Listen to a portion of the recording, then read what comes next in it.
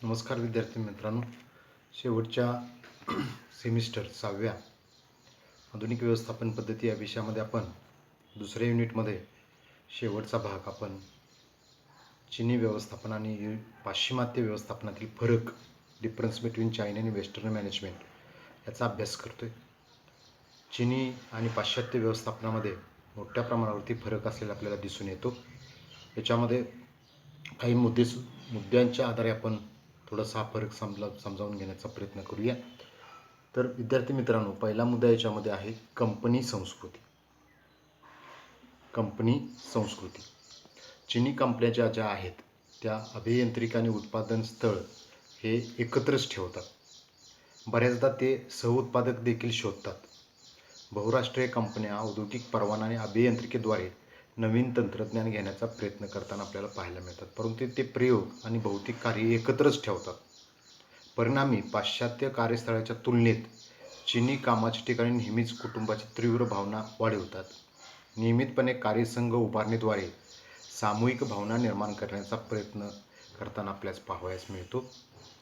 चीनमध्ये सर्वसामान्यच्या चांगल्या गोष्टीसाठी काम करणं ही खूप महत्त्वाची संकल्पना आहे.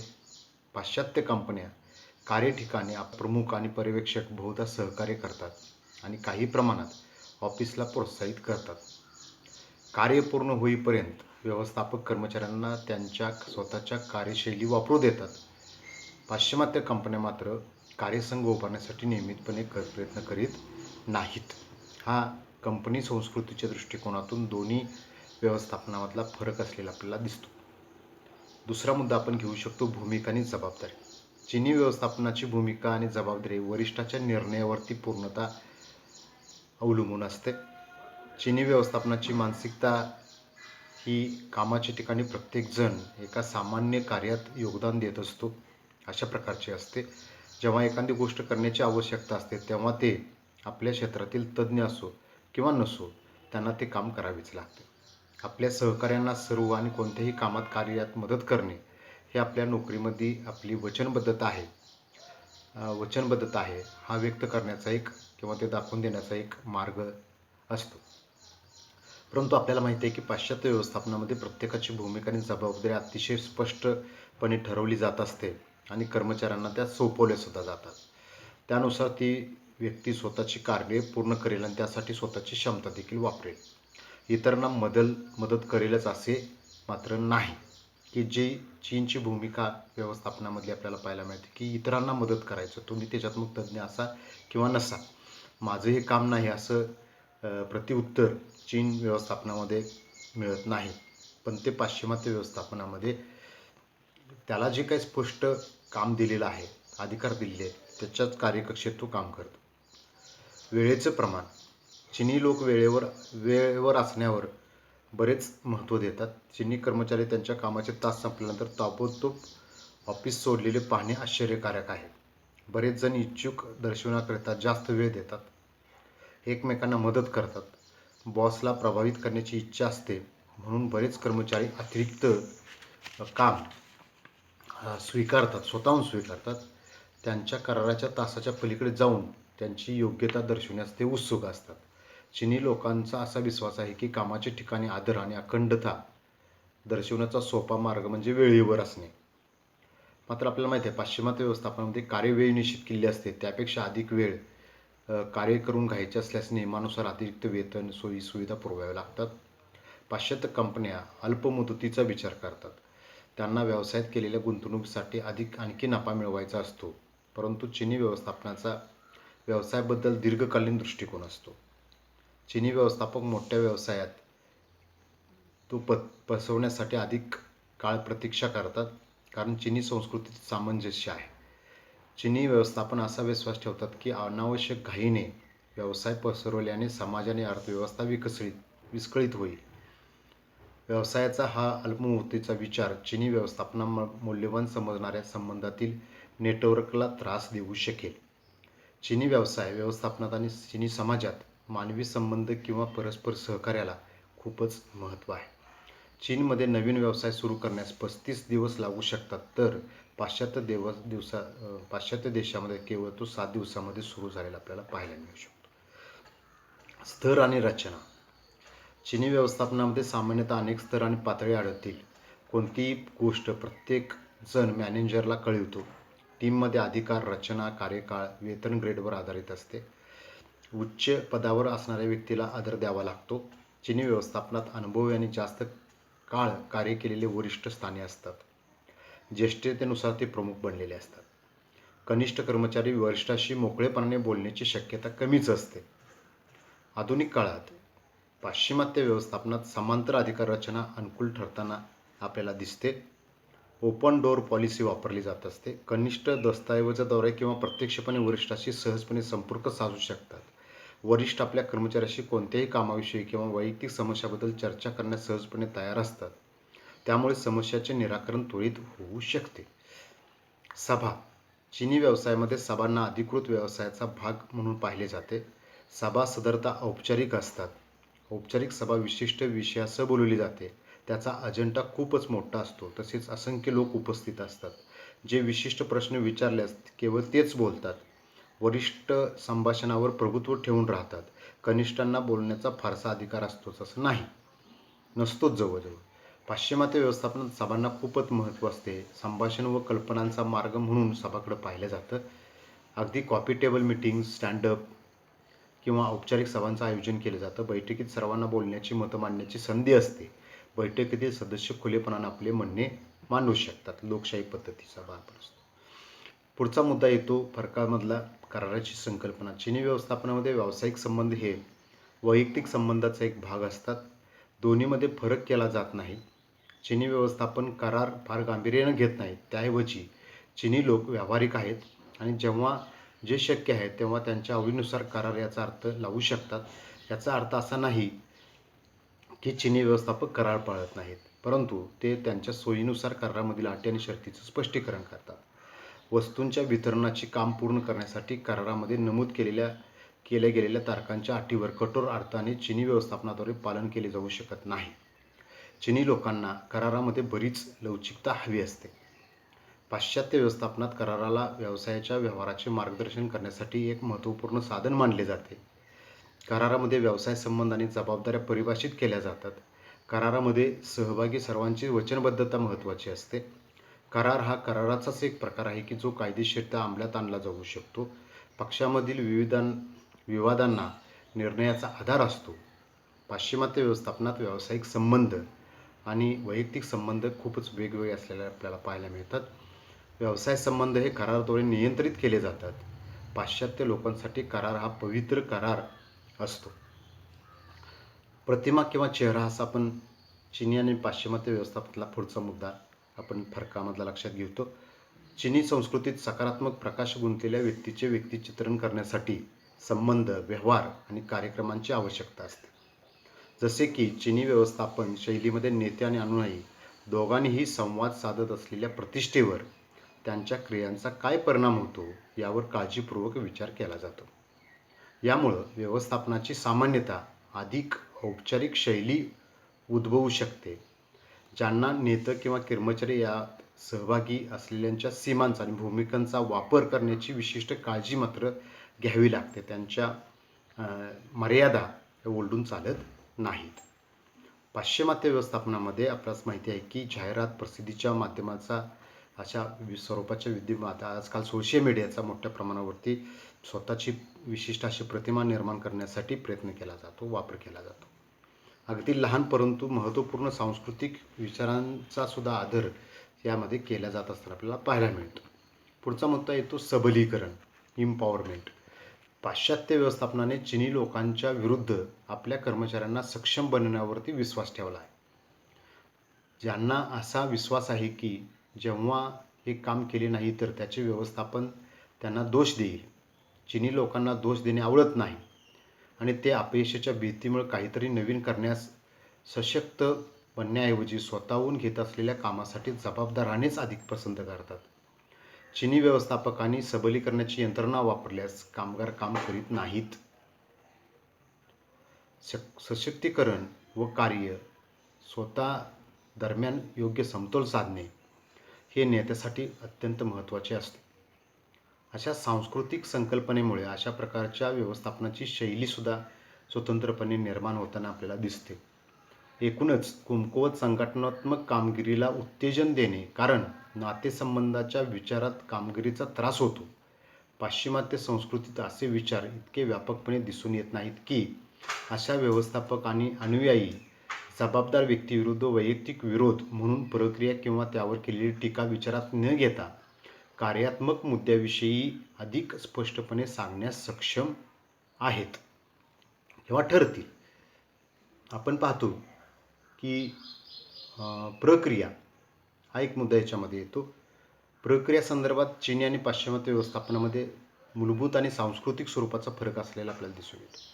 पाश्चिमात्य संस्कृती आणि मानवी वर्तन मोठ्या प्रमाणावरती पाहिले जाऊ शकते, ज्यात उपयोगितावादी तत्त्वज्ञानामध्ये संपूर्ण लक्ष केंद्रित केले गेलेले पाहायला मिळते. उपयोगितावादी तत्त्वज्ञान काय सांगते, तर केवळ त्या निकालाचा विचार केला जातो आणि प्रक्रियेने एखाद्याच्या त्या परिणामापर्यंत कसे पोहोचतो ते पूर्णपणे अनैच्छिक असते. चीन संस्कृतीत हे अगदी भिन्न आहे, जे इतर तत्त्वज्ञानामध्ये कन्फ्युशियनिझमच्या सांस्कृतिक मूल्यावर ते आधारित असलेल्या पाहायला मिळते.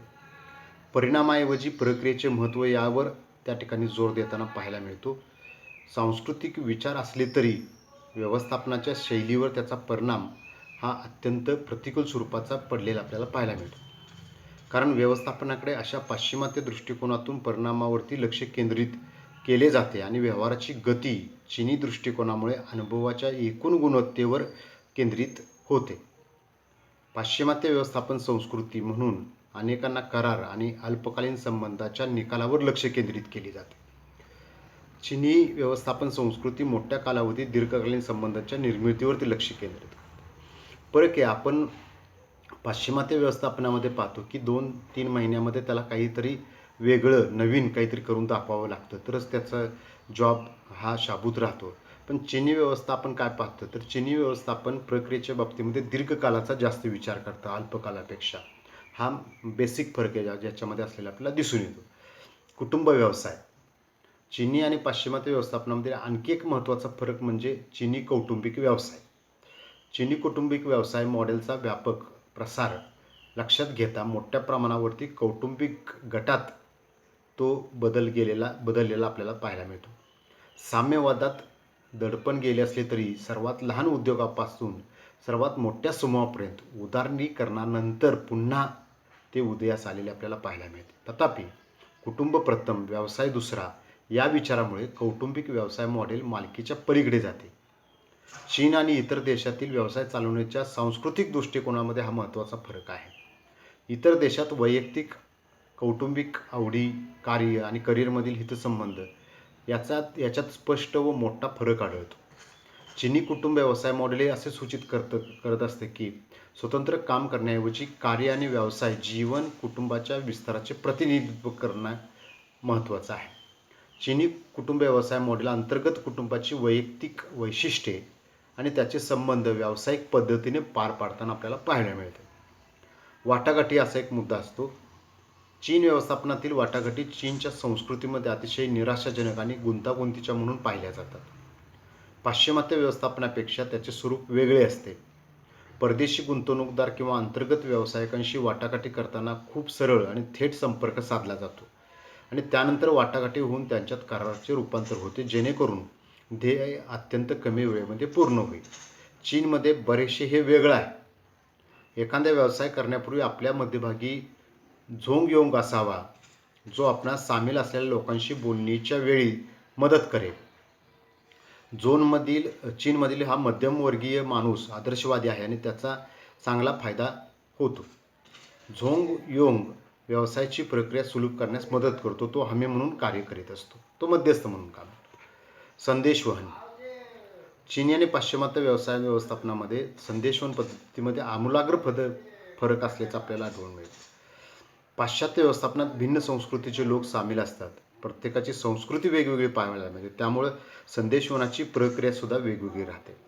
चीनमध्ये फक्त वरिष्ठांचेच ऐकावे लागते. त्यांची संस्कृती एकाच प्रकारची असल्यामुळे संदेशवहन प्रक्रिया सरळ रेषेमध्ये आपल्याला पार पडताना दिसते. जागतिकीकरणाचा मुद्दा शेवटचा. चीनमध्ये आर्थिक एकात्मता किंवा जागतिकीकरणाची वाढलेली पातळी पाहिली जाऊ शकते. चीनच्या कंपन्या निर्मितीसाठी मोठ्या प्रमाणावरती प्रयत्नशील आहेत.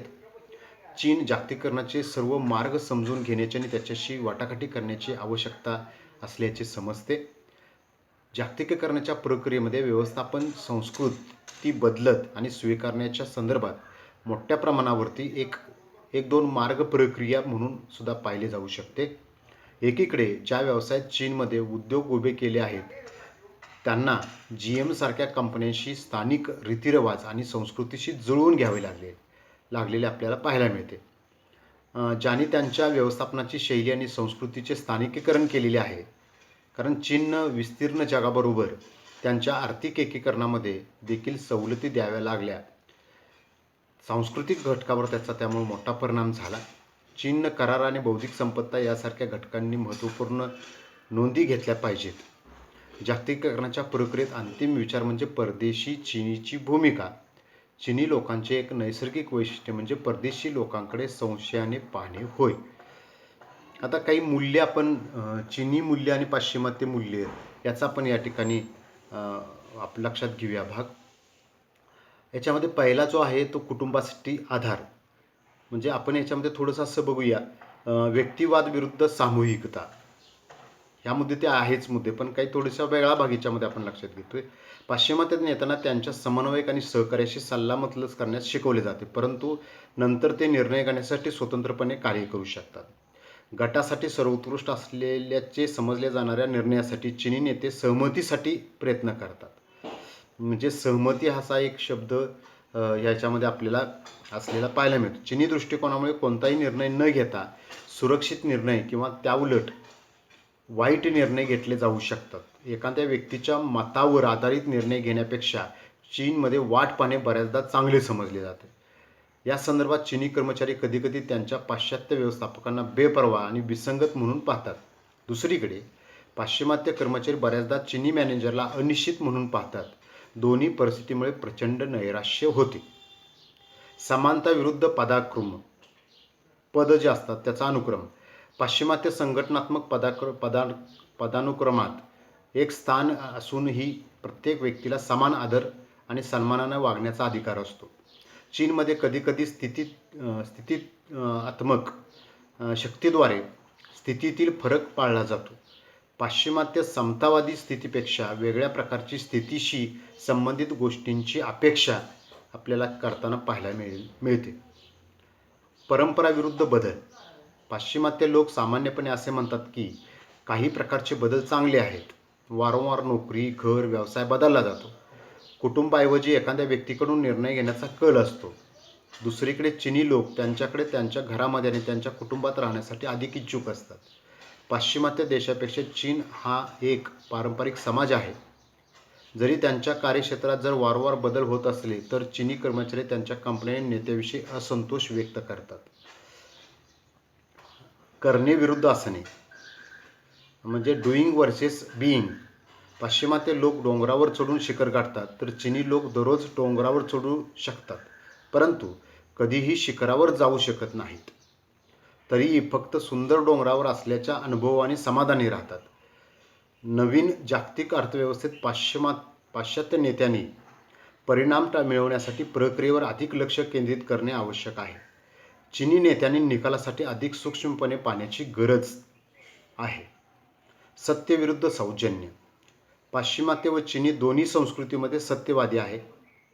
दोन्ही संस्कृती सभ्य आहेत. पाश्चिमात्य लोक अधिक सरळ आहेत. बहुतेकदा सौजन्याने खर्च करून सत्य मिळवण्यास तयार असतात. दुसरीकडे चीनी प्रत्येकाचा चेहरा वाचवण्याची परवानगी देण्यासाठी थेट किंवा प्रत्यक्ष प्रतिसाद टाळण्यासाठी अधिक प्रयत्न करतात. जास्तीत जास्त लोकांना समोरासमोर येऊन ते देऊ शकत नाही. चिनी मूल्य काय तर कुटुंबासाठी आधार आहे, नम्रता. आपल्याकडे पण नम्रता आहे, नाही असं नाही. सहनशीलता आहे, संयम, देशभक्ती, धैर्य, समरसता. तर पाश्चिमात्य मूल्यामध्ये व्यक्तित्व, व्यासंग, जोखीम घेणे, आत्मनिर्भरता, स्वातंत्र्य, इतरावर विश्वास हा भाग पाश्चात्य मूल्यामध्ये असलेला आपल्याला दिसून येतो. विद्यार्थी मित्रांनो, तुम्ही हे माझं व्याख्यान शांतपणे ऐकून घेतलं याबद्दल मी तुमचे मनापासून धन्यवाद व्यक्त करतो. आपण या दुसऱ्या युनिटमध्ये आपण जपानी व्यवस्थापनाचा आणि चिनी व्यवस्थापनाचा अभ्यास आपण केला. अर्थात जपानची जी संस्कृती आहे त्या संस्कृतीच्या मूल्यांचा प्रभाव त्यांच्या व्यवस्थापनावरती शैलीवरती पडलेला दिसतो. तर चिनी जी संस्कृती आहे त्या किंवा कन्फ्युशियनिझमचे जे काही किंवा सन तुसीचे जे काही मार्गदर्शक तत्व आहेत त्याचा प्रभाव चिनी व्यवस्थापनावरती पडलेला आपल्याला मोठ्या प्रमाणावरती पाहायला मिळतो. तर एक भारतीय संस्कृती आणि भारतीय व्यवस्थापन, पाश्चिमात्य व्यवस्थापन की ज्याला आपण युरोपियन आणि अमेरिकन व्यवस्थापन म्हणतो, याच्यापेक्षा जपानी आणि चिनी व्यवस्थापन हे बऱ्याच अंशी वेगळं असलेलं आपल्याला या अभ्यासामधून दिसलं असं मी या युनिटच्या समारोपाच्या निमित्तानं आपणास सांगेन. धन्यवाद.